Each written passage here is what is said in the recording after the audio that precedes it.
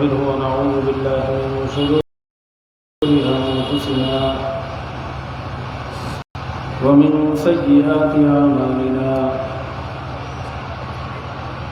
من يهده الله فلا مضل له ومن يضلله فلا هادي له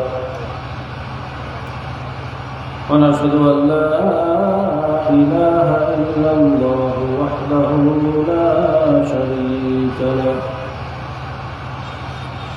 ونشهد أن محمدا عبده ورسوله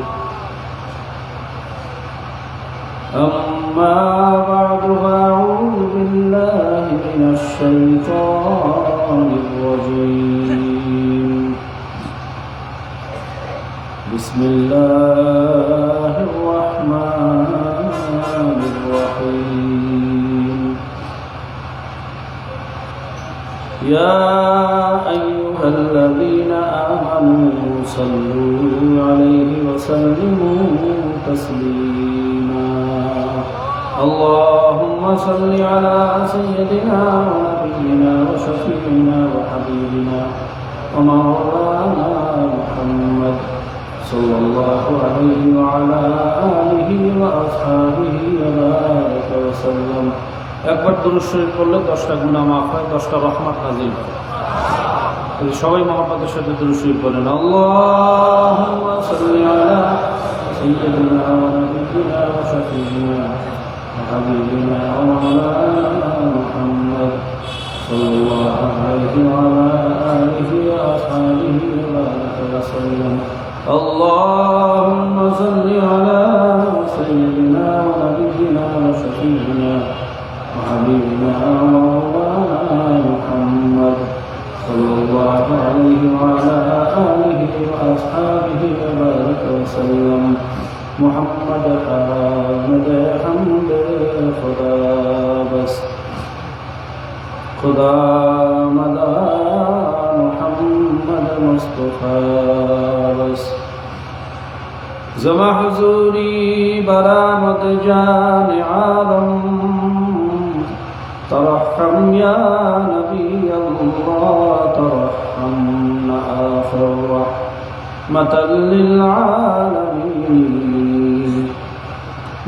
آخر رحمة للعالمين زمحر ما چراغ فالنشيم زخت آلا ليس راب بالخيس زخت آلا ليس راب بالخيس جنر الخاب جند الخاب بالخيس برو آوال سرز برد یمانی برو آوال سرز برد یمانی کروے کست صبح زندگانی أعوذ بالله من الشيطان الرجيم بسم الله الرحمن الرحيم هو الذي بعث في الأميين رسولا منهم يتلو عليهم آياته ويزكيهم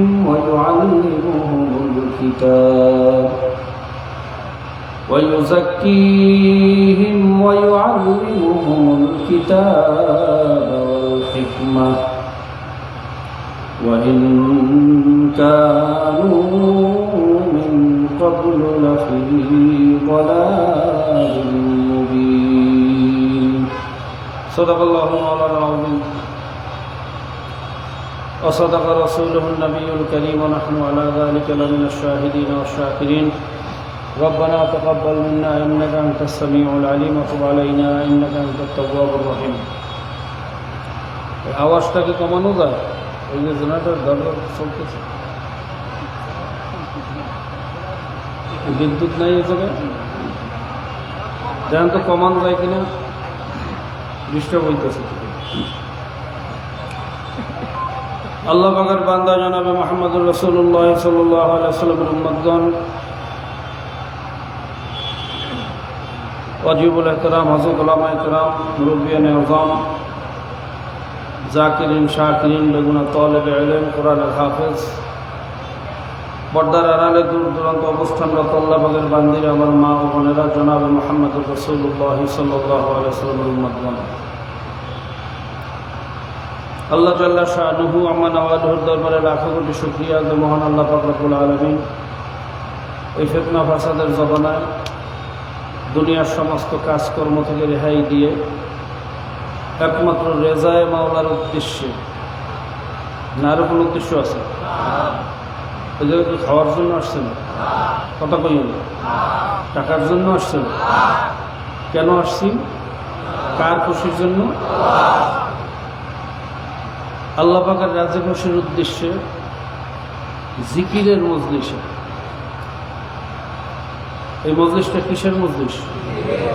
না কোনো বাজারের মজলিস? বসছি কোথায়? ওলামায়ে কেরামদের সাথে। হক্কানি ওলামায়ে কেরাম এখানে আছেন, বেগুনা তালেবে ইলম আছেন, যাদের পায়ের নিচে ফেরেশতারা নূরের পর বিছাইতে থাকে। এমন আল্লাহর ওলি, এমন হক্কানি আলেম এখানে আছেন যাদের চেহারার দিকে তাকাইলেও সগীরা গুনাহ মাফ হয়ে যায়।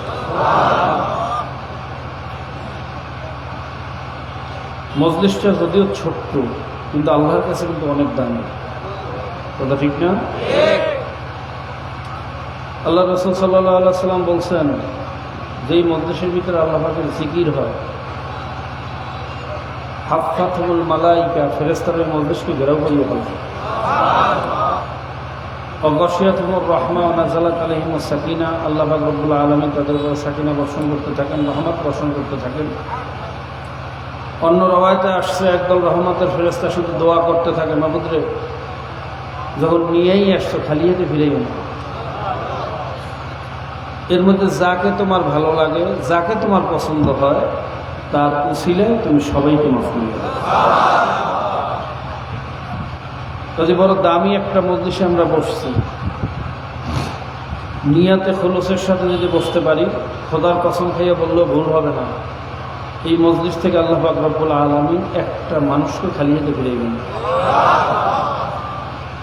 কাজে ভাই, এরকম একটা দামি মজলিসে আমরা আসতে পারলাম, যেই মজলিসের জন্য ফেরেশতারা দোয়া করে, যেই মজলিসকে নিয়ে আল্লাহ পাক রব্বুল আলামিন ফেরেশতাদের সাথে মুযাকারা করেন, যেই মজলিসের উসিলায় জীবনের সমস্ত গুনাহ মাফ হওয়ার আশা করা যায়, এরকম একটা মজলিস পাওয়ার পরে আমরা সবাই খুশি না বেজার? সবাই খুশি না? আলহামদুলিল্লাহ। মোমেন খুশি না হইয়া পারে না। এই মজলিসের জন্য ফেরেশতারা খুশি, আমার আল্লাহ খুশি, আমার নবী খুশি। কি কথা ঠিক না? একজন বেজার। কে বেজার? কাজে জিকিরের মজলিস দেখলে যারা খুশি হইতে পারে না, জিকিরের মজলিসের বিরোধিতা করে, পারমিশন নিয়ে ঝামেলা করে, বন্ধ করার ষড়যন্ত্র করে, এরা আল্লাহ আল্লাহ রসুলের দলের না, এরা শয়তানের দলের না। আল্লাহ পাক রব্বুল আলামিন আমাদেরকে এই মজলিস থেকে ফায়দা অর্জন করার তৌফিক দান করুন। তো ভাইরা, আলোচনা কি করব? বর্তমান জমানায় ওয়াজ আসলে সবাই জানে, কথা ঠিক না? বিশেষ করে সন্ধ্যার পর থেকে নিয়ে এই পর্যন্ত হযরত উলামায়ে কেরাম যে গুরুত্বপূর্ণ আলোচনা করছেন, আমি অনেক আলোচনাই শুনছি। আমি মনে করি এর উপরে আমল করলে আমাদের জিন্দেগানের জন্য আর কোনো আলোচনার দরকার নেই। কথা ঠিক না? ওয়াজ আসলে আমরা শুনি, ওয়াজ জানি। এ জায়গায় এমন মানুষও আছে যাদেরকে দাঁড়া করে এদের সারা রাত ওয়াজ করতে পারবে। কথা ঠিক না? কিন্তু সমস্যা হলো মানি না। সমস্যা কোথায়? জোরে কইয়েন। আর আসল কামিয়াবি কিন্তু মানার মধ্যে, জানার মধ্যে কোনো কামিয়াবি নেই।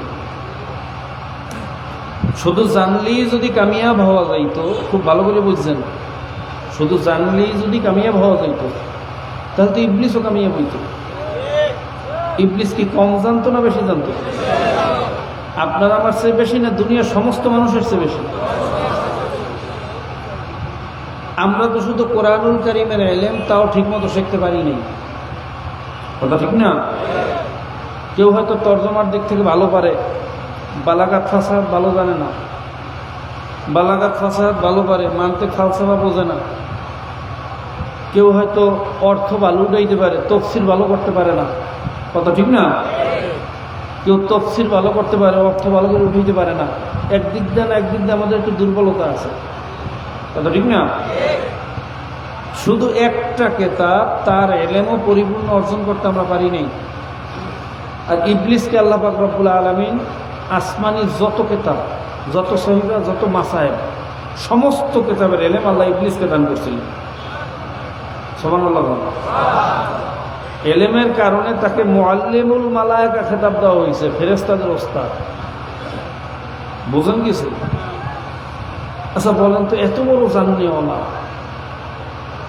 এরপরে আল্লাহর কাছে কামিয়াব হইতে পারে না, কারণটা কি? জোরে কইয়েন। তাহলে বোঝা গেল আসলে শুধু জানার মধ্যে কামিয়াবি নাই। আসল কামিয়াবি কিসের মধ্যে? আল্লাহ পাক রব্বুল আলামিন আমাদের সকলকে জানার এবং মানার তৌফিক দান করুন। তবে এরা লম্বা আলোচনা করব না। ওয়াজ জীবনে বহু শুনছেন, আল্লাহ বাঁচালে আরও শুনবেন। আমি কয়েকটা কথা বলি, আলোচনা শেষ করবো, বাকি আল্লাহ পাকের ইচ্ছা। আর তাছাড়া আপনারা জানেন আমি কোনো ওয়াইজিন না, বক্তাও না। চরমনে আল্লাহর কুতুবের সন্তান হিসাবে আল্লাহর কাছে পাগলেরা মোহাম্মত করে দাওয়াত দিয়ে নিয়ে আসে। যেহেতু আসতেই হয়, সেই হিসেবে ভাঙা চূড়া টুটা ফাটা যা পারি বলার চেষ্টা করি। সবাই দোয়া করবেন আল্লাহ পাক রব্বুল আলামিন এমন কিছু কথা আমার জবান থেকে বের করুক, যেই কথার মাধ্যমে আপনার, আমার, দেশ ও জাতির সবার জন্য উপকার হয়। সবাই বলেন আল্লাহুম্মা আমিন। আমি পবিত্র কালামুল্লাহ থেকে খানা আয়াত তেলাওয়াত করছি। আল্লাহ পাক রব্বুল আলামিন বলতেছেন, হুয়াল্লাযী বা'আসা ফিল উম্মিয়্যিনা রাসূলাম মিনহুম ইয়াতলু আলাইহিম আয়াতিহি ওয়া ইউযাক্কিহিম ওয়া ইউআল্লিমুহুমুল কিতাবা ওয়াল হিকমা ওয়া ইন কানু মিন ক্বাবলু লাফি যালালিম মুবিন। আমি উম্মীদের মধ্য থেকে এক উম্মী নবীকে প্রেরণ করলাম, যে তোমাদেরকে আয়াতে কারিমা তেলাওয়াত করে শোনাইবে। ওয়া ইউযাক্কিহিম, যে তোমাদের আত্মাকে পবিত্র করবে, খোদাভীতি অর্জন করবে, তাসকিয়া পয়দা করবে। ওয়া ইউআল্লিমুহুমুল কিতাব, যে তোমাদের কিতাবের এলিমে দীক্ষিত করবে, এলেম দান করবে, শিক্ষা দান করবেন। অল হিকমা আয় সুন্না, যে তোমাদেরকে সুন্না বলা হয় আল্লাহ রাসূল সাল্লাল্লাহু আলাইহি সাল্লামের কওল, ফেল, তাকরীর। এক কথায় আল্লাহ রাসূলের জীবন আদর্শ, এটাই তো সুন্নাত। কি কথা ঠিক না? এক কথায় যে তোমাদেরকে সুন্নাহ শিক্ষা দেবেন, আদর্শ শিক্ষা দেবেন। এই আয়াতে কারিমা এবং অসংখ্য হাদিস দ্বারা এটাই প্রমাণিত যে আল্লাহ পাক আল্লাহর রাসূল সাল্লাল্লাহু আলাইহি ওয়াসাল্লামকে পাঠাইছেন মূলত 4টা কাজ নিয়ে। কয়টা কাজ? জোরে কোন, মুখস্থ করেন। 1 নম্বরে দাওয়াত, 1 নম্বরে কি? 2 নম্বরে তালিম, 2 নম্বরে 3 নম্বরে তাসকিয়া, 3 নম্বরে 4 নম্বরে জিহাদ ফি সাবিলিল্লাহ। আল্লাহ রাসূল সাল্লাল্লাহু আলাইহি ওয়াসাল্লামের জীবন আদর্শের মধ্যে এই 4টা জিনিস পাওয়া যায়। কয়টা জিনিস? বাস আমাদের কাজ ওই 4টা। কয়টা? কথা কয় না, না বেশি? এই 4টার মধ্যেই সব কিছু পাওয়া যাবে। আমাদের দায়িত্ব দাওয়াত দেওয়া, এটা ইমানি ফরিজা। দিনের দাওয়াত দেওয়া প্রত্যেকটা মুসলমানের উপর ইমানি দায়িত্ব। কি কথা ঠিক না? দাওয়াত কম বেশি আমরা দিতেছি। যেমন আজকে মাহফিলে আসছেন, কি দাওয়াত ছাড়া আসতে পারছেন? কথা কয় না? এখনো তো দাওয়াতি কাজই চলতেছে, কিছু তালিমও চলতেছে, তাসকিয়াও কিছুটা চলতেছে। কথা ঠিক না?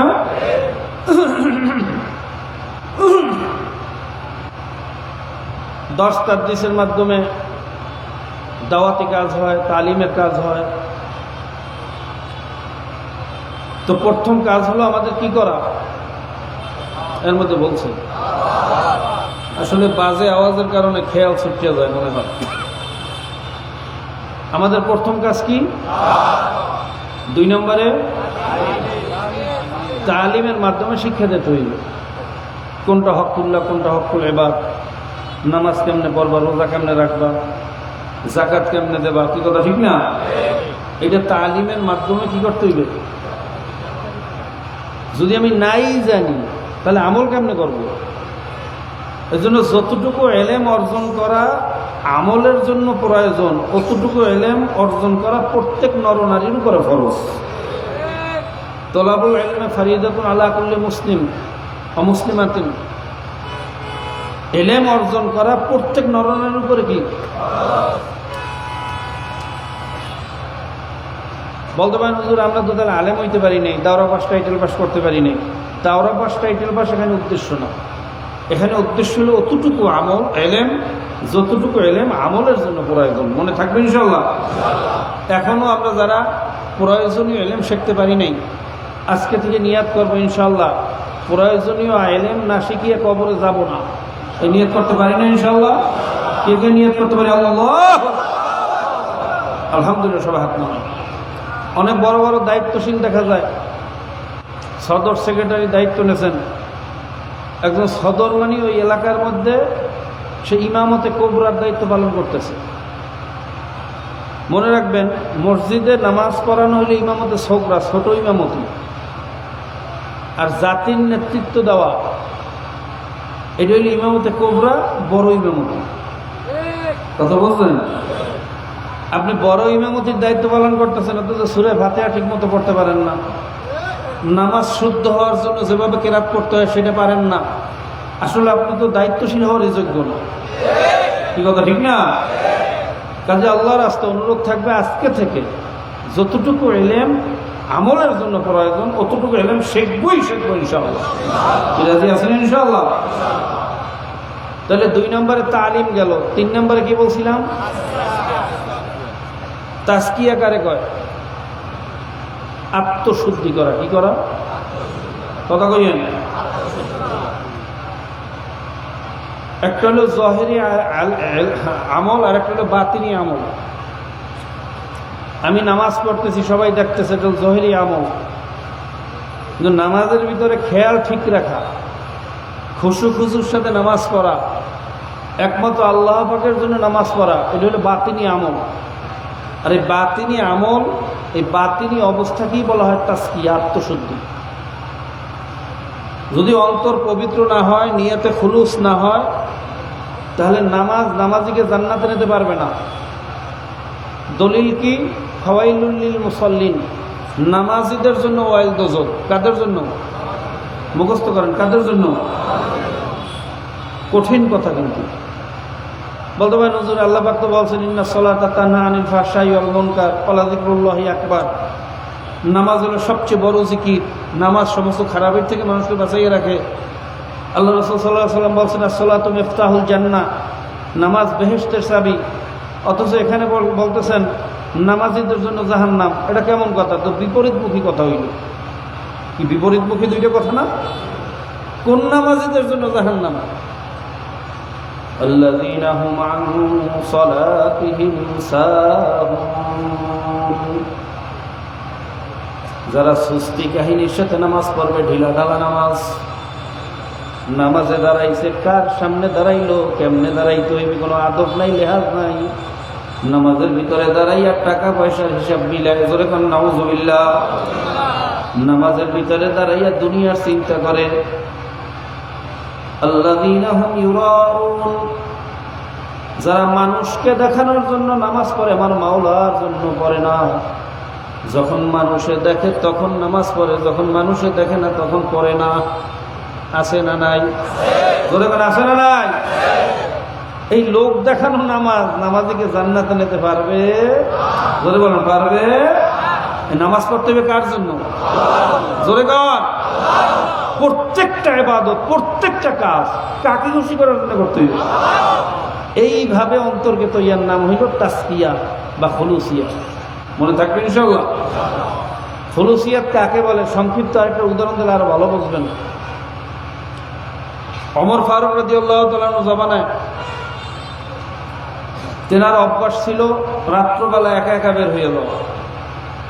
ইতিহাস শুনছেন না? তেনার মতো বাদশাহ যার শাসন এরিয়া ছিল 2.25 কোটি বর্গ মাইল। কত মাইল? এই বাংলাদেশের এরিয়া হইল 55 বা 56,000 বর্গ কিলোমিটার। আর ওমর ফারুক রাদিয়াল্লাহু তাআলা আনহু একা শাসন করতেন 2.25 কোটি বর্গ মাইল। 400 বাংলাদেশের চেয়েও বেশি জায়গা। ওসমান গনি রাদিয়াল্লাহু তাআলার শাসন এরিয়া ছিল 3.5 কোটি বর্গ মাইল। আর বর্তমানে একদল লেবাসদারি লোক বাইরে ইসারাকে আমরা রাজনীতি পছন্দ করি না। নাউজুবিল্লাহ করবেন।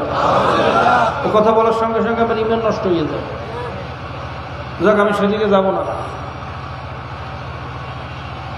ওমর ফারুক রাদিয়াল্লাহু তাআলা আনহুর মতো বাদশাহ, তেনার অভ্যাস ছিল রাত্রিবেলা একা একা বের হয়ে যাওয়া, ছদ্মবেশে রাতে একা একা ঘুরতেন আর জনগণের খোঁজ খবর নিতেন। কার মনের কি কথা, কার মনে কি ব্যথা, কার কি প্রশ্ন, কার কি বাইরা বক্তব্য, এটা নিজের কানে শোনার জন্য, নিজের চোখে দেখার জন্য নিজেই একা একা বের হয়ে যেতেন। সুবহানাল্লাহ কইবেন না? আর আমাদের অভ্যাস কি? যদি কোনো মতে হাত পাও ধরিয়ে একটু মেম্বার চেয়ারম্যান হইতে পারি, আরে কথা রে, টিকিট দিয়েও দেখা করা যায় না, কথা ঠিক না? আর যদি কোনো মতে এমপি মন্ত্রী হইতে পারি, তাহলে কোনো কথাই নেই, কোন সময় কথা কম। আর যদি কোনো মতে প্রধানমন্ত্রী প্রাইম মিনিস্টার হইতে পারে, তাহলে তো এমন দরজায় তালা লাগায় জনগণ আছে না মরছে খবর থাকে না অনেক সময়, কথা ঠিক না? আমাদের দেশের প্রধানমন্ত্রী একবার বলছিল, শোনেন না, যে সুপ্রিম কোর্টের সামনে গিরিক দেবীর মূর্তি কেমনে আসছে, কে আনলো আমি জানি না। গিরিক আদর্শে দেশ শাসন করার ষড়যন্ত্র করতেছে। দেশের সর্বোচ্চ বিচারের আদালত সুপ্রিম কোর্টের সামনে গিরিক দেবীর মূর্তি বসাইছে, উলঙ্গ মূর্তি। যেই গিরিক আদর্শের ইতিহাস হলো ভয়ঙ্কর নোংরা ইতিহাস, যেখানে মৃত্যুদণ্ডের আসামিকে ভাইরা গরু জবাই দিয়া পেড়া বাইর করিয়া বা পশু জবাই দিয়া তার পেটের ভিতরে ঢুকাইয়া সেলাই করিয়া আটকাইয়া শুধু মুখটা বাইর করিয়া রাখতো। ওই গরুও মরিয়া পচিয়া ফুলিয়া ধ্বংস হয়ে যেত, সাথে সাথে মানুষটা মরিয়া পচিয়া ধ্বংস হয়ে যেত। এই ছিল তার আদর্শ। এটা কি কোনো আদর্শ না জুলুম? জোরে কম। সেই আদর্শে বিচার বিভাগের কার্যক্রম শুরু করতেছে প্রধানমন্ত্রী বলে আমি জানি না। নেতৃত্বের প্রধান শর্ত, যেখানে যাই ঘটুক নেতার দোষ, নেতার গুণ।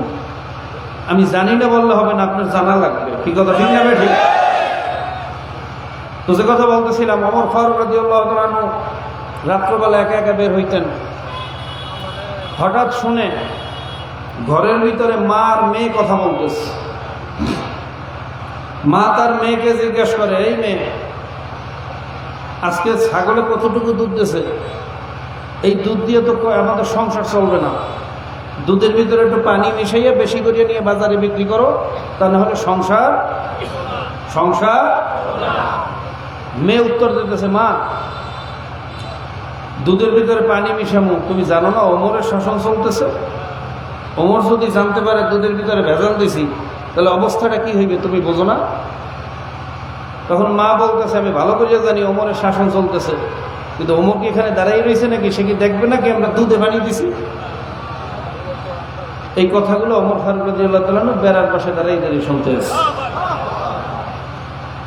যখন মা বলল ওমর দেখবে নাকি, তখন মেয়ে আবার উত্তর দেয়, মা, ওমর হয়তো দেখবে না, কিন্তু ওমরের আল্লাহরে কি ফাঁকি দিতে পারবা মা? আল্লাহ কি দেখবে না আমরা যে 2 নম্বরই কাজ করতেছি? মা, আল্লাহরে ভয় করবো। জোরে গান সুবহান। এই কথা বলার সঙ্গে সঙ্গে তার মা চুপ হয়ে গেছে। ভাই, এর নাম হইল তাকওয়া, এর নাম হইল পরহেজগারি, এর নাম হইল খুলুসিয়াত, এর নাম হইল খোদাভীতি। সবাই বলুন সুবহান। সুযোগ আছে কিন্তু আকাশ করবে না। চুরি করার সুযোগ আছে, চুরি করবে না। গুনাহ করার সুযোগ আছে, গুনাহ করবে না। পরের সম্পদ লুণ্ঠন করে খাওয়ার সুযোগ যায়, এটা করবে না। কার ভয়ে? আরো জোরে গান, আরো জোরে গান। না পুলিশের ভয়? না পীরের ভয়, প্রধানমন্ত্রীর ভয়, ওমরের ভয়? আল্লাহ। এর নাম হলো তাকওয়া, এর নাম হলো পরহেজগারি।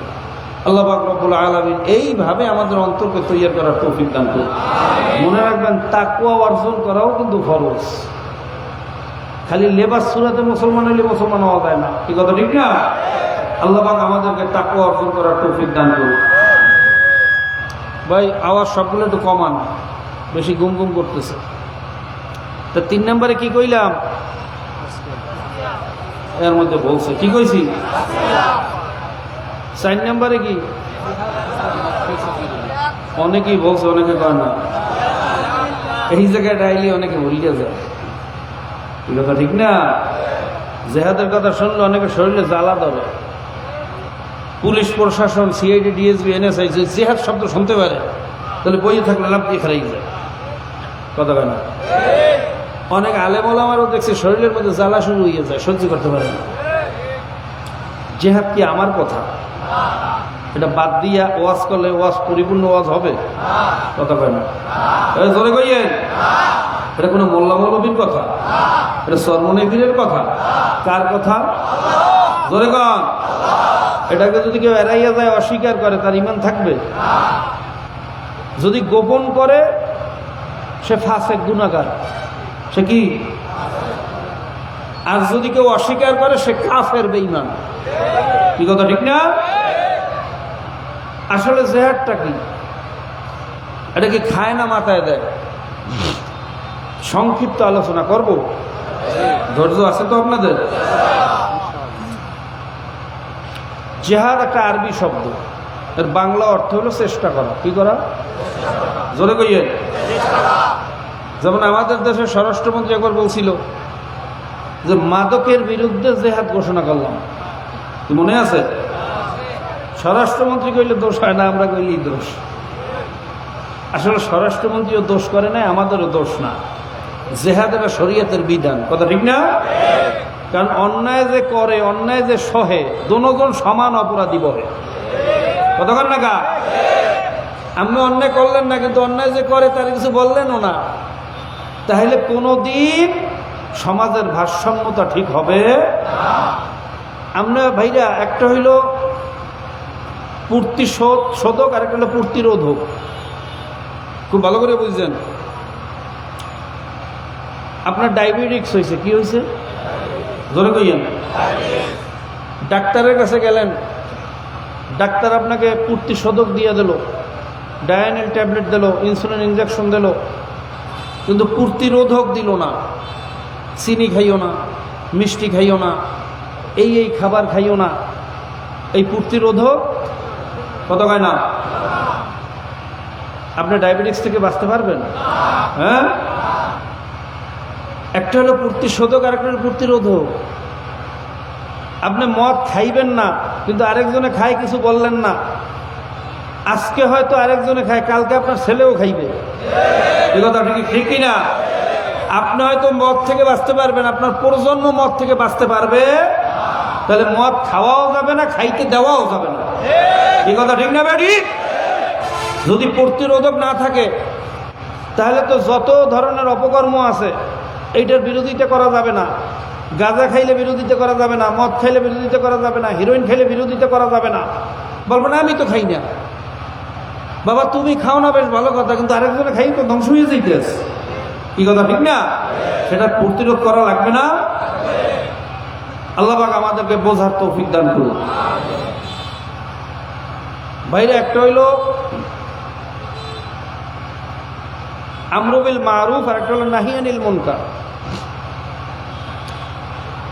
আমরু বিল মারুফ, ভালো কাজের নির্দেশ করা, পরামর্শ দেয়া, আর নাহি আনিল মুনকার, খারাপ কাজ থেকে প্রতিরোধ করা, খারাপ কাজ থেকে তাকে বিরত রাখা, কি কথা ঠিক না?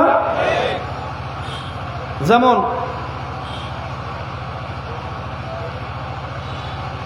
এই স্টেজের ভিতরে একটু পায়খানা আছে, কি আছে? কথা বলেন, জোরে কম।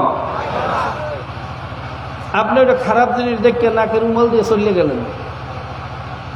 আপনি সতর্ক মানুষ, চোখে ভালো দেখেন, আপনি দেখছেন, চলে গেছেন পবিত্র অবস্থায়, কিন্তু আপনার আরেক ভাই সে তো ভালো চোখে দেখে না, তার তো অত সূক্ষ্ম নজর নাই, নাকের ঘেরান শক্তিও ভালো না, সে তো সে গায়ে পায়খানা লাগাই ফেলাইবে, কথা কয় না? তা শুধু খারাপ কাজ থেকে আপনি দূরে সরিয়ে গেলেন ঘৃণা করিয়া, ওইটাকে পরিষ্কার করার বা ওই খারাপ কাজ এখান থেকে সরানোর চেষ্টা করলেন না, আপনি হয়তো বাঁচতে পারবেন, আপনার প্রজন্ম বাঁচতে পারবে, যখন পারবে। আর যদি খারাপ জিনিসটা দেখার পরে এই পরিকল্পনা করেন যে এই পায়খানাটা এখান থেকে কিভাবে সরানো যায়, একটা বালতি লাগবে, একটা বেলসা লাগবে, একটা ঝাড়ু লাগবে, একটু পানি লাগবে, যদি এভাবে পরিকল্পনা মাফিক সামনে অগ্রসর হওয়া যায়, তাহলে একদিন না একদিন এই পায়খানা এখান থেকে সরার আশা করা যায়, কি কথা ঠিক না? আর যদি এই পরিকল্পনা আপনার ভিতরে না থাকে, শুধু আমরুবিল মারুফ করিয়া চলিয়ে গেলেন, আপনি হয়তো ভালো থাকতে পারবেন, আপনার প্রজন্ম ভবিষ্যৎ জাতি ভালো থাকতে পারবে, জনগণ পারবে। ঠিক তদ্রুপ আপনার এলাকার মধ্যে মদের আড্ডা আছে, জুয়ার আড্ডা আছে, জেনার আড্ডা আছে, আপনি নাকে রুমাল দিয়ে নিজে চলিয়ে গেলেন, কিন্তু কোনো প্রতিরোধ করলেন না, ওই মদের আড্ডা, জুয়ার আড্ডা, জেনার আড্ডা সমাজ থেকে দূর করার চেষ্টা করলেন না, আপনি অর্ধেক দায়িত্ব পালন করলেন, আপনি হয়তো বাঁচিয়ে গেছেন, আপনার প্রজন্ম বাঁচতে পারবে না, কি কথা ঠিক না? ঠিক। যদি নাহিয়ানিল মুনকার করা লাগবে না, লাগবে না? জিহাদ চেষ্টা করা, শাব্দিক অর্থ কি? আর পারিভাষিক অর্থ, শরীয়তের পরিভাষায় জিহাদ বলা হয় এলায়ে কালেমাতুল্লাহকে নাফেজ করার জন্য, আল্লাহর জমিনে আল্লাহর দ্বীন বাস্তবায়নের জন্য যেই চেষ্টা, যেই পদ্ধতি, যেই তরিকা অবলম্বন করা হবে, ওইটাকে জিহাদ বলা হবে, কি কথা ঠিক না? শুধু মারামারি কাটাকাটি করার নাম জিহাদ না, মারামারি কাটাকাটি করলে জিহাদ হয়। তাহলে খন্দকের যুদ্ধে কোনো মারামারি হয় না, সেটা কি জিহাদ না? কথা হয় না, সেটা কি? খন্দকের যে যুদ্ধ হয়েছে, খন্দক খনন হয়েছে, এই খন্দকের পদ্ধতিটা কিন্তু কোনো মুসলমানের পদ্ধতি না, এটা কাদের পদ্ধতি? মাজুসিদের পদ্ধতি, অগ্নি পূজক, মূর্তি পূজকদের পদ্ধতি। সালমান ফারসি রাদিয়াল্লাহু তাআলা আনহু আল্লাহ রাসূল সাল্লাল্লাহু আলাইহি ওয়াসাল্লামকে পরামর্শ দিয়েছিলেন, ইয়া রাসূলুল্লাহ, ইয়া হাবিবাল্লাহ, আমাদের দেশে, কাদের দেশে, কার দেশ সেটা মুখস্থ করেন, কার? সালমান ফারসি রাদিয়াল্লাহু তাআলার দেশ ছিল পারস্য, সেটা ছিল অগ্নিপূজক, মূর্তি পূজকদের দেশ। তাদের দেশে খন্দক নামক পদ্ধতিতে শত্রুর মোকাবেলা করা হয়। এই পরামর্শ আল্লাহ রসুলকে দিয়েছেন কে? তাহলে এই যে পদ্ধতিটা, এটা মুসলমানদের কোনো পদ্ধতি নেই, পদ্ধতিটা কাদের পদ্ধতি? কাদের পদ্ধতি? হ্যাঁ, খন্দকের যুদ্ধে কোনো মারামারি হয় না, কাটাকাটি হয় না, তলোয়ারবাজি হয় না, বল্লম মারা হয় না, কোনো রক্তপাত হয় না, সেটা কি জিহাদ না? জিহাদ না? জোরে কন। তাহলে বোঝা গেল শুধু মারামারি কাটাকাটি করার নাম জিহাদ না, আল্লাহর জমিনে আল্লাহর দ্বীন বাস্তবায়নের জন্য যেই পদ্ধতি অবলম্বন করা হবে ওইটাই কি? জোরে কর, ওইটাই কি? আল্লাহ রসুল সাল্লাল্লাহু আলাইহি ওয়াসাল্লাম আবু জেহেল যখন ঘোড়ায় চড়িয়ে আসছে, আল্লাহ রসুলও কিসে চড়িয়ে আসছেন? কথা বোঝে না, বুঝবি কি? এত বাজে আওয়াজ হইলে কথা তো বোঝে না, আমারও কথা কইতে কষ্ট হইতে আছে। আল্লাহ রসুল কিসে চড়িয়ে আসছেন? ছাগলের পিঠে, কথা কইয়েন। আবু জেহেল বর্ম পড়ছে, আল্লাহ রসুল কি পড়ছেন? আবু জেহেল শিরস্থান পড়ছে, আল্লাহ রসুল কি পড়ছেন? কথা কয় না, সবাই কথা কয় না। আল্লাহ রসুল তলোয়ার নেছেন, আবু জেহেল পদ্ধতি কি? দেখতে কি? কথা কয় না, জোরে গান। উদ্দেশ্য, উদ্দেশ্য আবু জেহেলের উদ্দেশ্য হলো শয়তানের আদর্শ বাস্তবায়ন করা, আর আল্লাহ রসুলের উদ্দেশ্য হলো আল্লাহ এবং আল্লাহ রসুলের আদর্শ বাস্তবায়ন করা, এই কথা ঠিক না? ঠিক তদ্রুপ বর্তমান জামানায় যারা নির্বাচন কেন্দ্রিক বিভিন্ন ধরনের বাজে কথা বলতেছে, যেটা তো গণতান্ত্রিক পদ্ধতি, এটা তো কাফেরদের পদ্ধতি, নির্বাচন আর গণতন্ত্র এক জিনিস না। গণতন্ত্র একটা আদর্শের নাম, আর নির্বাচন হলো আদর্শ প্রতিষ্ঠিত করার একটা পদ্ধতি। কি কথা ঠিক না? বলতে পারেন হুজুর, অনেকে বর্তমানে এই নির্বাচন আসছে তো এখন বহুত ফতোয়া দেওয়া শুরু করবে, সিয়াসত মে হালাকাত হয়, হুকুমত সে কামিয়াবি নেহি আয়েগা, সেহাত ফাসাদ হয়, চরমনাবী সাহেব এই নির্বাচন নামক একটা কুফুরি আদর্শের কাজ করতে আছে। নাউজুবিল্লাহ বলেন, জোরে বলেন নাউজুবিল্লাহ। তা আপনি এত বোঝেন, তা আপনি নামেন না কেন ময়দানে? আপনি নির্বাচনের বিরুদ্ধে, ভোটের বিরুদ্ধে ফতুয়া দিয়া কাফের মুশরিকদের সহযোগিতা করতেছেন কেন? কি কথা কন না কা? আপনাদেরকে দেখা যায় ওই ওই তাদেরই পিছনে পিছনে ঘুরতে। তাহলে বোঝা গেল আপনার কথা যদিও সুন্দরভাবে বলার চেষ্টা করতেছেন, আপনার উদ্দেশ্য ভালো না। আপনার উদ্দেশ্য, কাফেররা যেই পদ্ধতিতে আসছে আল্লাহর রাসূলও সেই পদ্ধতি অবলম্বন করছেন। ঠিক তদ্রূপ এই সমাজতন্ত্র, গণতন্ত্র, ধর্মনিরপেক্ষবাদ, সেকুলারিজম, এই সেকুলারিস্টরা তারাও পোস্টার লাগাইতেছে, আমরাও পোস্টার লাগাইতেছি। তারাও ব্যানার লাগাইতেছে, আমরাও কি লাগাইতেছি? কতক্ষণ না কা? তারাও মিছিল দিতেছে, আমরাও কি দিতেছি? জোরে কন। দেখতে কি? দেখতে উদ্দেশ্য কি? উদ্দেশ্য কি? তাদের উদ্দেশ্য হলো আবু জেহেলের আদর্শ, আব্রাহাম লিঙ্কনের আদর্শ বাস্তবায়ন করা। আর আমাদের উদ্দেশ্য হলো আল্লাহ এবং আল্লাহর রাসূলের আদর্শ বাস্তবায়ন করা। এই কথা ঠিক না? ঠিক। কারণ যদিও দেখতে এক, উদ্দেশ্য ভিন্ন হওয়ার কারণে একটা হবে জিহাদ, আরেকটা হবে ফাসাদ। যারা বলে এই ভোট পদ্ধতিকে, যারা জিহাদ বলে, এইটা কুফুরি কথা, আমি তাদেরকে চ্যালেঞ্জ দিলাম, যদি আল্লাহ রাসূল সাল্লাল্লাহু আলাইহি সাল্লামের খন্দক খনন জিহাদের একটা পদ্ধতি হইতে পারে, নির্বাচন একটা জিহাদের পদ্ধতি। এই কথা ঠিক না? ঠিক। আল্লাহ পাক আমাদেরকে বোঝার এবং বুঝাবার তৌফিক দান করুন। ভাইরা কি করবেন? হাদিসের ভিতরে কোথাও তো ভোটের কথা নাই, ভোটের বাক্সের কথা নাই, পোস্টার ব্যানারের কথা নাই। হাদিসে তো অনেক কিছুই নাই। মাইকে ওয়াজ করা যাইবে, কথা হাদিসে নাই, আছে? কতক্ষণ? মাইকে নামাজ পড়ানো যাবে, কত হাদিসে নাই, আছে? আল্লাহ রাসূল পড়াইছেন, সাহাবায়ে কেরাম পড়াইছেন। তো মাইকে ওয়াজ করা যাবে না? মাইকে নামাজ পড়ানো যাবে না? পারলে ফতোয়া দেন, মাইকে নামাজ পড়ানো জায়েজ নাই। কত অন্য পারলে দেন, দেখি কতটুকু সাহস আছে। আল্লাহ রাসূল প্লেনে নামাজ পড়েন না, আমরা নামাজ পড়বো না প্লেনে? না প্লেনে ওটা হারাম? কথা কয় না? তা পারলে ফতোয়া দেন, প্লেনে নামাজ পড়া জায়েজ নাই। আল্লাহ রাসূল বিকাশে লেনদেন করেন না, আমরা করব না? কথা কয় না? বিকাশে লেনদেন করা আল্লাহ রাসূল করছেন, সাহাবায়ে কেরাম করছেন, জোরে বল।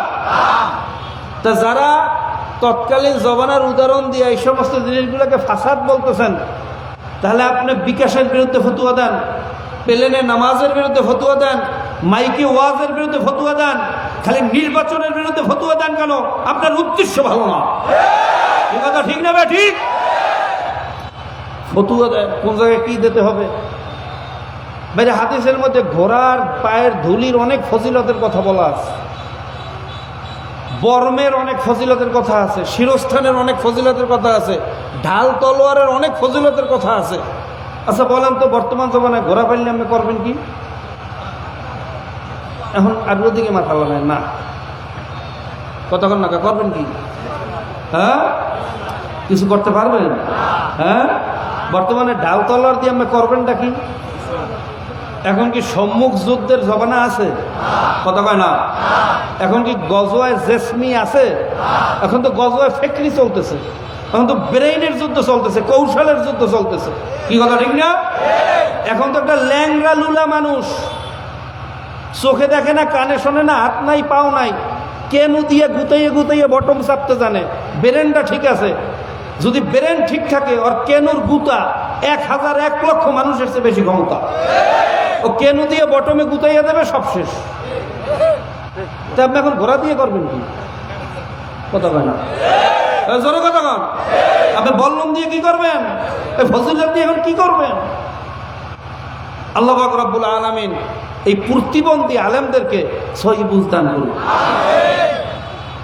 ভাইরা লম্বা হয়ে যাইতেছে আলোচনা, বিরক্ত হইতেছেন না তো? জোরে কন।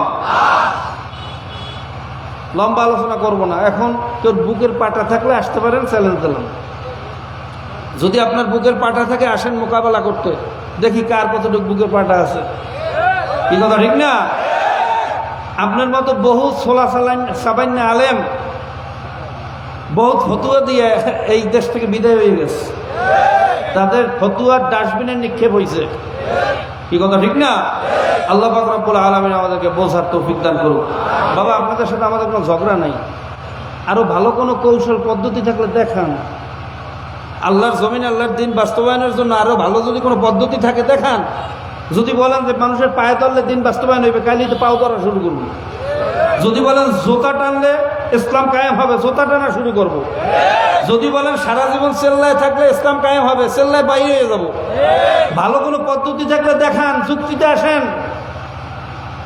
ইউটিউব দেখে বক্তা হইয়া ফতুয়া দিয়েন না। এই কথা ঠিক না? ঠিক। আল্লাহ পাক রব্বুল আলামিন আমাদেরকে বোঝার এবং আমল করার তৌফিক দান করুন। বাইরে যে কথাগুলো বললাম, আমি জানি অনেকের শরীরের মধ্যে জ্বালা শুরু হয়ে গেছে। কি কথা ঠিক না? অনেকের কাছে কথাগুলো তিতে লাগতে আছে। আল হক্কু মুররুন, হক কথা তিতে, আমি ভালো করে জানি। কিন্তু সাকিতু আনিল হক্কে শয়তানুল আখরাস, হক কথা জানার পরে বোঝার পরে যেটা চুপ থাকবে এটা হলো গঙ্গা শয়তান। যারা হককে গোপন করবে কিয়ামতের ময়দানে তাদের জিহ্বা আগুনের জিহ্বা দিয়ে কাটা হবে, আগুনের ছুরি দিয়ে তাদের জিহ্বা কাটা হবে। কাজে আপনারা আমার পর রাগ হইতে পারেন, হক কথা চুপানো যাবে? বলেন যাবে। আমার বিরুদ্ধে ফতুয়া দিতে পারেন, আগামী বছর মাহফিলের দাওয়াত নাও দিতে পারেন, আমি ভালো করে জানি। এরপরেও বললাম, যদি আমার কথাগুলো বানাইনে ঘাটতারা মন করা হয়, এই মাহফিলের পরে সবাই আমার জুতো মারেন, আমার দাবি নেই। আর যদি এই কথাগুলো দিনের জন্য, আল্লাহ রসুলের আদর্শ প্রতিষ্ঠিত করার জন্য, দিনের মহাব্বাতে, ইমানের মহাব্বাতে বলিয়ে থাকি, বাবা পায়ে হাত দিয়েও বলিয়ে গেলাম, আপনিও কবরে যাবেন, আমিও কবরে যাব। কি নিয়ে কবরে রওনা করছেন?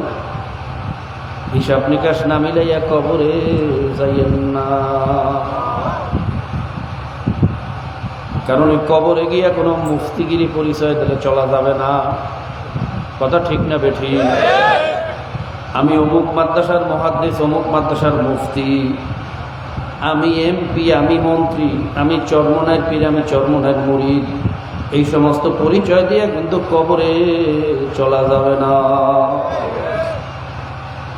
ভাইরা খুব ভালো করিয়া মনে রাখিয়েন, যদি পরিচয় দিয়ে এই কাজ হইতো, আল্লাহ রসুলের আপন চাচা আবু তালেব পরিচয় দিয়ে জান্নাতে চলিয়ে যাইত। কথা ঠিক না বেটি? নূহ আলাইহিস সালাতু ওয়াস সালামের ছেলে কেনান নবীর ছেলে হইয়াও কিন্তু জান্নাতে যাইতে পারবে না। কবরে গিয়ে কথা চলবে না, আমি নূহ আলাইহিস সালামের নবীর ছেলে, এই কথা কিন্তু কবরে শুনবে না। কথা ঠিক না বেটি? জোরে গান ঠিক না বেটি? ইব্রাহিম আলাইহিস সালাতু ওয়াস সালামের পিতা আজর কুমার নবীর বাবা হইয়াও জান্নাতে যাইতে পারবে না। আল্লাহ রাসূল সাল্লাল্লাহু আলাইহি ওয়াসাল্লাম তার মেয়ে ফাতেমা রাদিয়াল্লাহু তাআলা আনহাকে নসিহত করতেছেন, ইয়া ফাতেমা তুনকিজি নাফসাকি মিনান নার, হে ফাতেমা তুমি নিজেকে নিজে জাহান্নামের আগুন থেকে বাঁচাইয়া তারপর মাওলার কবরে যাইয়া শুইও। ফাতেমা কবরে যাইয়া যদি পরিচয় দাও আমি নবীর মেয়ে, মা এই কথা কিন্তু কবরে শুনবে না। ইমান আমল দুরুস্ত করিয়া খাঁটি মুমিন হইয়া তারপর মাওলার কবরে যাইও। ভাইরা, আল্লাহর রাসূল যদি তার মেয়ে সম্পর্কে এই কথা বলতে পারেন, তাহলে তোমার আমার মতো মোল্লা মৌলবীর অবস্থা কি হইবে? তোমার আমার মতো ফতুয়াবাজের অবস্থা কি হইবে? হিসাব নিকাশ মিলাইয়া বুঝিয়া শুনিয়া তারপর মাওলার কবরে যাইয়া শোয়া লাগবে। সারা জীবন ভাইরা ইসলামী আদর্শ, ইসলামী রাজনীতির বিরোধিতা করলাম, ইলেকশনের সময় দেখা যায় কুফুরি আদর্শের স্টেজে তুমি বক্তৃতা দিতে আসো। কথা ঠিক? জোরে গান ঠিক না বেঠি? ইসলামী আদর্শ বাস্তবায়নের কি চেষ্টা তোমার আছে? কি ফেকের, কি পদ্ধতি তোমার আছে? বরঞ্চ তোমার ফেকের, তোমার পদ্ধতি তো কুফুরি আদর্শ বারবার বাস্তবায়িত হইতেছে। তোমাকে সিঁড়ি বানাইয়া বারবার কুফুরি আদর্শ প্রতিষ্ঠিত চলতে আছে। কথা ঠিক না বেঠি? বাবা, কি নিয়ে কবরে যাওয়া দেবা? হিসাব নিকাশ না মিলে কবরে যাইও না। কাজী ভাইরা খুব সাবধান। পীর হইছি, আলেম হইছি, মুফতি হইছি, মুহাদ্দিস হইছি, এখন পর্যন্ত মাওলার দরবারে তার খাঁটি গোলাম হইতে পারলাম কিনা এটাই চিন্তার বিষয়। তবে ভাইরা ভুল করছি, অন্যায় করছি, বুঝি নাই, না বুঝিয়া করছি, শয়তানের ধোকায় পড়িয়া করছি, দুনিয়ার মহাব্বতে পড়িয়া করছি। এখনো সময় আছে, তওবা করিয়া ফেলাও। যদি তওবার মতো তওবা করতে পারি, খোদার কসম খাইয়াও বলতে পারি আমার মাওলা রহমানুর রহিম, আহকামুল হাকিমিন, আমার মাওলা দয়ার সাগর, মায়ার সাগর। আমার মাওলা ওয়াদা করছেন মান জাআনি মান তাকাররাবা ইলাইয়া তালাক্কাইতাহু মিন বাঈদ। যখন কোনো বান্দাবান্দি ভাঙ্গা দিল নিয়ে আমি মাওলার দরবারে উপস্থিত হইয়া যায়, আমার দরবারে দিলটারে ভাঙ্গিয়া দেয়, মাথাটারে নত করিয়া দেয়, আমার কাছে যখন স্যালেন্ডার হইয়া যায়, তালাক্কাইতাহু মিন বাঈদ, আমি মাওলা নিজের জায়গায় থাকতে পারি না, দৌড়াইয়া যাইয়া ওরে রহমতের কোলে না লইয়া পারি না। আল্লাহ লা তাকনাতু মির রাহমাতিল্লাহ। আমার মাওলা বলে খবরদার আমার রহমত থেকে নৈরাশ হইস না। তুই যদি পাহাড় পরিমাণ গুনাহ করিয়া থাকো, ইন্নাল্লাহা ইয়াগফিরুয যুনুবা জামিয়া, পাহাড় পরিমাণ উসাও যত গুনাহ তুই করছো আমি তোর জীবনের সমস্ত গুনাহ মাফ করিয়া দেব। ইন্নাহু হুয়াল গফুরুর রহিম। আমার মাওলা বড় রহমতের মাওলা, আমার মাওলা বড় রহিম, আমার মাওলা বড় ভাইরা দয়ার মাওলা। কাজে ভুল করছি, অন্যায় করছি, বুঝি নাই, না বুঝিয়া করছি, তওবা করিয়া ফেলাও। আজকে এই মজলিসটা বড় মোবারক মজলিস। এখানে অনেক আল্লাহর ওলিরা আছে, অনেক হক্কানি ওলামায়ে কেরাম আছেন, অনেক চোখে পানিওয়ালা আল্লাহর ওলি এখানে আছে, অনেক সাদা দাড়িওয়ালা আছে যাদের কান্না মাওলায় সহ্য করতে পারে না, যারা কান্না শুরু করলে আমার মাওলায় লজ্জা পায়। সবাই বলুন সুবহানাল্লাহ। কাজে এরকম মজলিস আর কোনোদিন পাবো কিনা আপনারও জানা নাই, আমারও জানা নাই। এই মজলিস থেকে বাড়ি পর্যন্ত যাইতে পারবো কিনা জানি না, জানি না কোন পথের মধ্যে আবার আজরাইল দাঁড়াইয়া আছে কিনা, এই রাত্রটা আপনার আমার উপর থেকে যায় না না যায় এই কথা বলার ক্ষমতাও কিন্তু দুনিয়ার কোনো মানুষের নাই। মওয়াতের কিন্তু 1 সেকেন্ডের কোনো ভরসা নাই। আজরাইল কিন্তু প্রত্যেকের পিছনে হাত পাইতে খালি দারোগার মতো ঘোরে, আমার মালিকের একটু হুকুমের অপেক্ষায় আছে। হুকুম পাওয়ার সঙ্গে সঙ্গে যখন খপ করিয়া থাবাটা মারবে, সারা দুনিয়ার ডাক্তার কবিরা যতই বাটিয়া খাওয়াও 1 সেকেন্ডও কিন্তু রাখতে পারবে না। কাজী ভাইরা, হ্যাঁ এখনই এই মুহূর্তে তওবা করিয়া ভালাও। ভাইরা আমার মাওলা তওবাকারীকে কেমন ভাবে মাফ করিয়া দেন। ছোট্ট একটা ঘটনা বলে শেষ করব।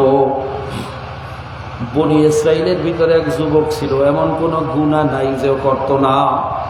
ওর গুনার কারণে শহরের পরিবেশ নষ্ট হওয়া শুরু হয়েছে। শহরবাসী পরামর্শ করলো, এই ছেলে যদি আমাদের সমাজে থাকে আমাদের ছেলেপান সব নষ্ট হইয়া যাইবে, ওকে শহর থেকে তাড়াইয়া দেওয়া হোক। সবাই পরামর্শ করি ওই ছেলেকে যখন শহর থেকে তাড়াইয়া দিয়েছে, ছেলে জায়গা না পাইয়া জঙ্গলে গিয়ে আশ্রয় গ্রহণ করছে। এক সময় বাইরা জঙ্গলে থাকতে থাকতে মশার কামড়, পোকামাকড়ের কামড়, খোলা আসমানের নিচে, আসমান তাদের ছাদ, তার ছাদ, জমিন তার বিছানা, এই পরিবেশে থাকতে থাকতে একসময় অসুস্থ হইয়া মৌয়াতের ভয় ভিতরে চলিয়ে আসছে। ডাইনে তাকায়, বামে তাকায়, চতুর্দিকে তাকায়, দেখে না কোথাও কোনো সাহায্য পাওয়ার আশা নাই, সব দরওয়াজা বন্ধ। এমনকি বাবা মা পর্যন্ত খোঁজ করতে আসে না। সব দিক থেকে নৈরাশ হইয়া আসমানের দিকে, আমার মাওলার দিকে তাকাইছে। সবাই বলুন সুবহানাল্লাহ। আমার মাওলার দিকে তাকাইয়া দুই ফোঁটা চোখের পানি ছাড়িয়া দিয়া যুবক মাওলার দরবারে কাকুতি বিনতি করিয়া কান্দে আর বলে, মালিক দুনিয়ার মানুষ আমাকে লাথি মারিয়া তাড়াইয়া দিয়েছে, তোমার ব্যাপারে আলেমা ওলামাদের মুখে শুনছি মাওলা তোমার দরবার নাকি তাড়াইয়া দেওয়ার দরবার না, তোমার দরবার ভাগাইয়া দেওয়ার দরবার না। মালিক তুমি রহমানুর রহিম, আমাকে মাফ করলে যদি তোমার বাদশাহী কমিয়া না যায়, আমাকে মাফ করার কোনো দরকার নাই। আমাকে যদি কষ্ট দিলে, আযাব গজব দিলে তোমার ক্ষমতা আরো বাড়িয়া যায়। আমাকে আরো কষ্ট দাও, আরো আযাব দাও, আমার কোনো দাবি নাই। আর যদি আমার মতো নালায়েকের মাফ করলে তোমার মতো মালিকের কোনো ক্ষতি না হয়, আমাকে কষ্ট না দিলে যদি তোমার বাদশাহী কোনো কমিয়া না যায়, মালিক আমার মাফ করিয়া দাও, মালিক আমাকে তুমি মাফ করিয়া দাও। ভাইরা তওবার মতো তওবা করিয়া ফেলাইছে। এক সময় যুবক যখন দুনিয়া থেকে বিদায় হয়ে গেছে, আল্লাহ পাক রব্বুল আলামিন মুসা আলাইহিস সালামকে জানাইয়া দিলেন, হে নবী মুসা, তাড়াতাড়ি জঙ্গলে যাও, আমার এক দোস্ত মারা গেছে, তার জানাজা পড়া লাগবে, এবং শহরের ভিতরে এলান করিয়া দাও, এই জানাজায় যে শরীক হইবে তারেও মাফ করিয়া দেব। সবাই বলুন সুবহানাল্লাহ। মুসা আলাইহিস সালাম শহরে এলান করিয়া দেন, হে উম্মতেরা তাড়াতাড়ি আসো, জীবনের সমস্ত গুনাহ মাফ হওয়ার সুযোগ যায়, তাড়াতাড়ি চলো, জঙ্গলে গিয়া জানাজা পড়লেই মাওলা গুনাহ মাফ করিয়া দেবে। যখন মুসা আলাইহিস সালাম শহরে এলান করিয়া দিলেন, সমস্ত মানুষ জঙ্গলে যাওয়ার পাল্লা শুরু করিয়া দিয়েছে। কার আগে কে যাবে পাল্লা শুরু হইয়া গেছে। যাইয়া দেখে সামনের দিকে তো সেই যুবক যাকে আমরা শহর থেকে তাড়াইয়া দিয়েছিলাম। শহরবাসী বলে, নবী মুসা, আপনি কি বললেন আর আমরা কি দেখতেছি? এ তো অত্যন্ত নিকৃষ্ট মাওলার একটা দুশ্মন। এরকম মানুষের জানাজা বললে এবার গুনাহ মাফ হবে কিভাবে, আমাদের বুঝে আসে না। মুসা আলাইহিস সালাম মুশকিলে পড়িয়া আল্লাহর কাছে দরখাস্ত করলেন, মাওলা হে, তুমি বললা তোমার দোস্ত, শহরবাসী সবাই একযোগে সাক্ষী দিল তোমার দুশ্মন, ঘটনাকে আমি তোর কোনো মারেফাত বুঝতে পারলাম না।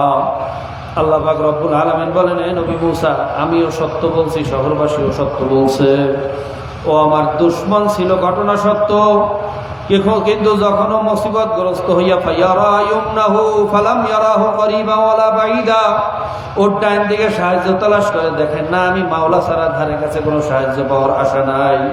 ফায়ারা ইউসরাহু ফামা রাআহু করিবা ওয়ালা বাইদা, ও বাম দিকে তাকাইয়া দেখে আমি মাওলা ছাড়া ধারে কাছে কোনো সাহায্য পাওয়ার আশা নাই। সব দিকে তাকাইয়া যখন দেখে সব দরজা বন্ধ, ও যখন আমার দরবার, আমি মালিকের দরবারে ফিরিয়ে আসলো। মান জানি মান তাগাররাবা ইলাইয়া তালাক্তাইতাহু মিন বাইত, হে मूसा, जब कोई बंदा बंदी मेरी तरफ आता है, शिकस्ता दिल आता है, टूटा हुआ दिल आता है, जब वो घबरा कर चारी तरफ मायूसी का समंदर देखता है, आसमान उस पर टूट सा नजर आता है, जमीन उस पर तंग हो जाता है, चारी तरफ के दरवाजे जब उस पर बंद हो जाता है, मेरी दरवाजा कभी बंद नहीं होता। ए मूसा, সবাই যখন দরজা বন্ধ করে আমার দরজা তখনও খোলা, আমি দরজা বন্ধ করতে জানি না রে मूसा। আমি মাওলা বড় দয়ার মাওলা, আমি মাওলা বড় মায়ার মাওলা, আমি মায়ের চেয়েও ওদেরকে হাজার গুণে বেশি ভালোবাসি। হে নবী মুসা, তুমি আরো জানিয়ে রাখো, ও তো তঙ্গি দেলওয়ালা ছিল, ছোট দেলওয়ালা, শুধু নিজের জন্য ক্ষমা চাইছে। ওর ক্ষমা চাওয়ার পদ্ধতিটা আমার কাছে এত ভালো লাগছে। ওর কাকুতি মিনতি, ওর কান্নাকাটি আমি মাওলার আরশটারে এমন ভাবে গরম বানাইয়া ফেলাইছে, ওই মুহূর্তে যদিও একবারও বলতো আল্লাহ দুনিয়া সবাইরও মাফ করিয়া দাও, আমি মাওলা দুনিয়া সবাইরও মাফ না করিয়া পারতাম না রে মুসা। আমি বড় দয়ার মাওলা, আমি বড় মায়ার মাওলা। মাবুদ রে, তোমাকে চেনার তৌফিক দিয়া দাও। আমার মাওলার দয়ার কথা কিভাবে বলবো, আমার বুঝাইয়া বলার যোগ্যতা নাই। পিপিলিকা কোনোদিন পাহাড়ের পরিচয় দিতে পারে না, গোলাম কোনোদিন মালিকের পরিচয় দিতে পারে না। আল্লাহ তোমার পরিচয় তুমি দিয়া দাও, তোমার পরিচয় তুমি দিয়া দাও। তোমার নাসিনে একটা মানুষকেও বিদায় দিও না। কাজী ভাইরা জীবনের সমস্ত গুনাহ থেকে মাপ চান, জীবনের শেষ তওবা মনে করে একটু তওবা করেন, আমার জন্য দোয়া করেন, আমিও সবার জন্য দোয়া করি। আমার মাওলা যেন আল্লাহ এই ফিতনার জমানায় খাঁটি মুসলমান হওয়ার তৌফিক দেয়।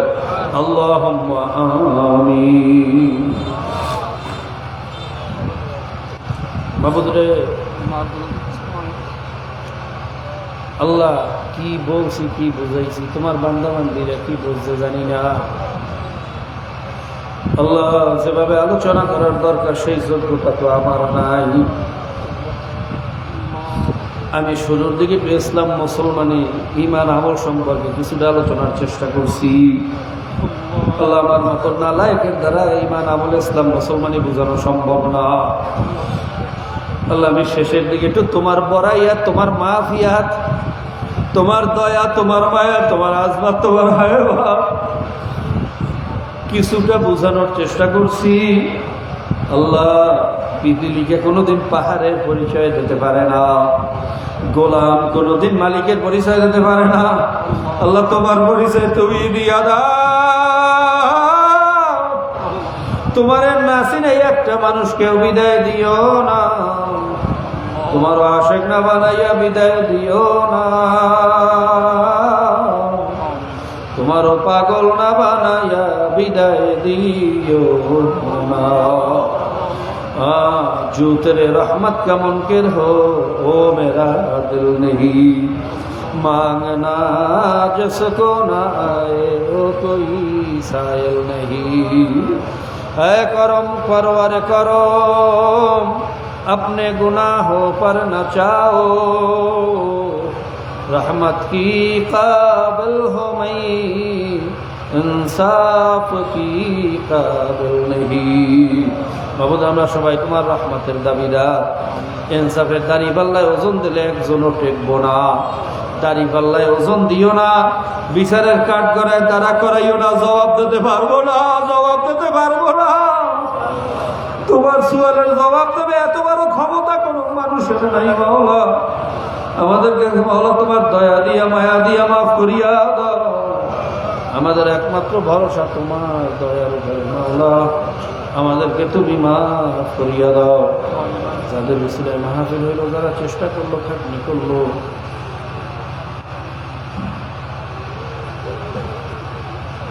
দূর দূরান্ত থেকে পর্দার আড়াল থেকে যারা মাহফিলের শরীক হইল, সকলের উপর তোমার খাস রহমত নাযিল করো মাওলা। ইয়া আল্লাহ, ইয়া আল্লাহ, সারা দুনিয়ার মুসলমানদেরকে হেফাজত করো মাওলা। ইয়া আল্লাহ, বিশেষ করে মজলিসের ভিতরে জানি না তার বাবা মা দুনিয়া থেকে বিদায় হয়ে গেছে, আমার মতো মাও কবরে, বাবাও কবরে, অনেকে নিয়াত করে আসছে আজকে মাহফিলে গিয়া যত রাত্র চির দুঃখিনী মায়ের জন্য দোয়া না করিয়া বাড়িতে যাব না, বাবার জন্য দোয়া না করিয়া যাব না। অনেক ওলামায়েরা ওখানে থাকবে, ওখানে হাফেজেরা থাকবে, জাকেরের শাকেরের সাদা দাঁড়িয়েওয়ালাদেরকে নিয়ে মা বাবার জন্য একটু তেল করলে দোয়া করবো। আমরা দোয়া করলাম, বাপ মা দাদা দাদি নানা নানি ভাই বন্ধু স্ত্রী পুত্র পরিজন সাথে যার যত প্রিয়জনেরা কবরে আছে সকলের কবরগুলা বেহেশতের বাগান বানাইয়া দাও। শাইখুনা মাশাইখুনা উস্তাদুনা আহবাবুনা আল্লাহু আকবার আলাইনা جميع المؤمنين والمؤمنات والمسلمين والمسلمات، صلى الله تعالى على خير خلقه محمد وآله وصحبه أجمعين، وسلام على المرسلين، الحمد لله.